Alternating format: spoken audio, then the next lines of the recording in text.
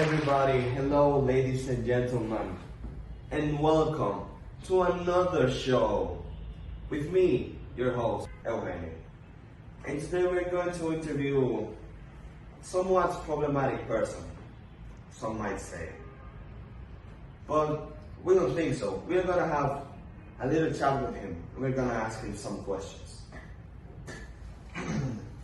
So now, he represents Donald Trump.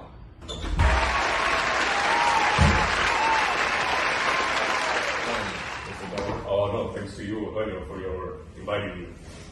Yeah, now give us a little bit of an introduction. Talk about yourself. I am Donald Trump. I am a businessman. I am the owner of Trump Organization. I was the former president of the United States of America, the best president, by the way. And that's it. Now we have some questions we want to ask you. Okay. If you're okay. Let's cut to the chase. Let's go. So let's start with the first question. What is So- your net worth? Oh, I am worth a lot of $1 billion, man. With the amount of casinos and business that I have, golf courses, I think I'm estimated to worth $2 billion. Oh, which do you think is like your biggest asset that you have? I think my biggest ability that I have as a child of understanding people's needs, what people want and how to get it. And I think that's a very invaluable asset that my family has given me. Great. So, this is just curiosity gets to me sometimes. And Do it. I just think about how do you get a woman like Melanie Trump? Because if I'm not wrong, you are like 20 something, 20 years older than I am? My wife, Melania Trump, is 25 years younger than me. We made a... Oh, that's amazing actually, how you pulled that off. Can you tell us more about that? Okay, well, all happened a long time ago in a galaxy very far away in 1998. Back then I was married with my ex-wife, Melania Maples, and I saw my ex-wife, she was a model from Slovenia, and when I saw her, I thought, wow, this is an amazing woman, very gorgeous woman. She had personality, character. She caught my eye immediately. So then I met her again 7 years later, and in 2005 we got married. And that's how I met her. And then 10 years later, she became the most beautiful first lady in the United States. And that's how we met. Yeah, that's so much interesting because I have heard some rumors that you are some kind of a ladies' man, and people are saying that you have like different ladies every weekend. Can you confirm or Look, this can is... you say this something is- about those theories? Look, this is something that I tell my wife every time. You see, we as Americans, we need little distractions. So, you see me every time in my hotel, golf courses, I have 10 different women. The one that I get less women is golf courses because I cannot fit a lot of women in one car. But yeah, I need a lot of women to distract me a little bit and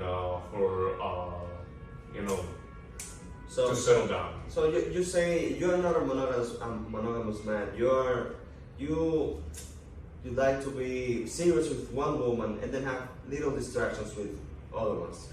Correct? It's just business, man. That's just how business works in the United States of America. It's just how it is and how it should be. And that's how it should be, man. What Well, can I tell you?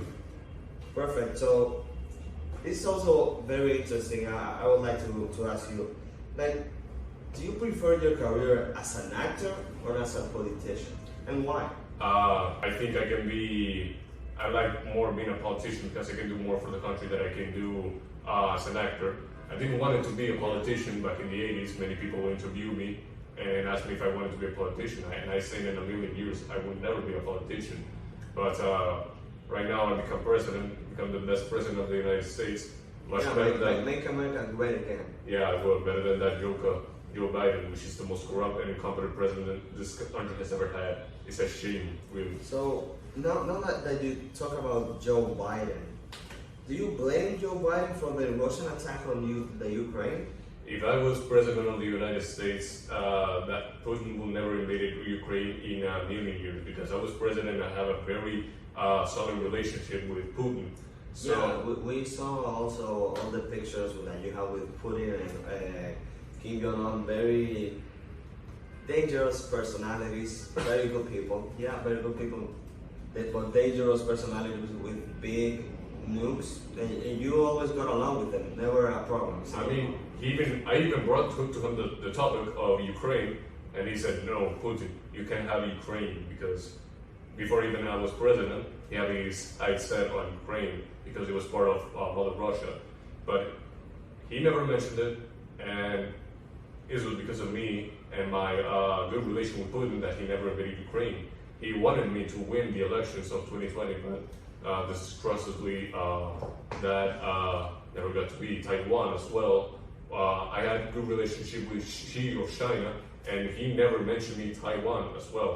And now it's a very common thing. Now you're seeing with Israel, so it's kind of a continuous thing. It's very normal to have these things going on. So it's a very shameful thing that President Joe Biden is doing.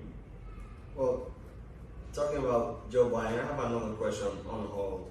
That's about the election. But first, let's finish with this Joe Biden topic. Sure. What do you think about when Joe Biden is falling off the stairs? This guy is the most, he acts like a child. I mean, that's got to be ridiculous. I'm ashamed of being part of America when I see this guy falling off stage or falling off a ladder. I mean, I have never set foot on this stage ever in my life, and right off the bat, I know there's an exit right there. There's a door. There's the cameraman. I have a full understanding of my surroundings. But this guy, he gets on stage and he's like, "Where am I? Where am I? Camilla, where am I? Mr. Trump, Camilla, where the hell am I?" Mr. Trump, now, you mentioned before something about the elections of the United States, and I just wanted to run something by you. What do you think? How do you think the technology will affect the future of the elections, of the politics in the United States? I think they're already affecting the United States. Social media, all these apps like Facebook, Twitter, they're already affecting the elections and how people view politics. Yeah. If you see the elections or the attack on Ukraine, it's just what people think on those apps and those social media. And it's already affecting the way people view elections and view politics.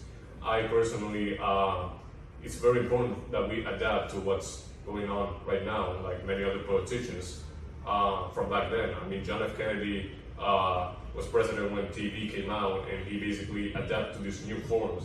So I think that's just the thing that we're doing now, adapt. It's very dangerous and it's very frightening what's going on. But I think that's what every president should do, just adapt and use what they have. Yeah, we should adapt to, you think the presidents should adapt to the new media and utilize them to their advantage, basically? Absolutely. That's what I did on the elections. I used the communication methods that we have in our time, which are Twitter and Facebook, and that's basically what I do. I ended up being censored on X. It's called X now. Terrible number, name. But yeah, that's what we should do. We should adapt to these modern times. Yeah, about Twitter, I remember there was a time that you were banned. I don't remember. I don't know if you're still banned on Twitter. Well, I'm still X. Well, and you wanted to start your own type of Twitter, your own social media. How did that went down? Do you think you will continue with that, or you will shut it down? I think I will continue with my Truth Social. It's called Truth Social app. I will continue with that because Twitter is very, it treats you like a shell. It's basically creating whims with Twitter. There's very few subjects that you can talk about. It's very narrow with the topic. So I don't think I will ever return to Twitter ever again. With my social app that I created, I can talk about very topics without being banned. Everyone can talk about the subject without being censored. There's a lot of liberty expression, and I don't think I'll ever come back. Well, that's actually pretty impressive. I think that deserves a good round of applause from everybody, from the crowd. Well, thank you very much for your time. So No, I have another question for you. Final Okay. one. Okay. So, go do ahead. you think? I just thought that was a applause-worthy response. No, So, it's do you okay. think you'll be elected as the representative of the Republican? I 100% think that I will be the candidate of the Republican because I'm the most prepared president. I demonstrated in my 4-year term that I can manage the economy. With my presidential term, I was the president with the most jobs in the States. I need to get a few things settled. I have 4 elections on me that I need to settle. I've been indicted for false statements. That is not true. False oaths, false signing of documents, and false oath. 2 different false oath ruptures, which is also not true. So you deny everything. I denied everything. You're clean. I'm clean, but you know the court keeps investigating. Al Capone never got investigated that much as me, but yeah, I need to get this settled. Other than that, I think I 100% win the elections. We'll make America great again. F. Joe Biden, let's go Brandon. That's it. So with that great message from Donald Trump, we end here on the Late Show with me, your host, Eugenio, and with Donald Trump, the best Thank you. president of all time. Make America Great Great again. Yeah, thank you very much for your time. Thank you.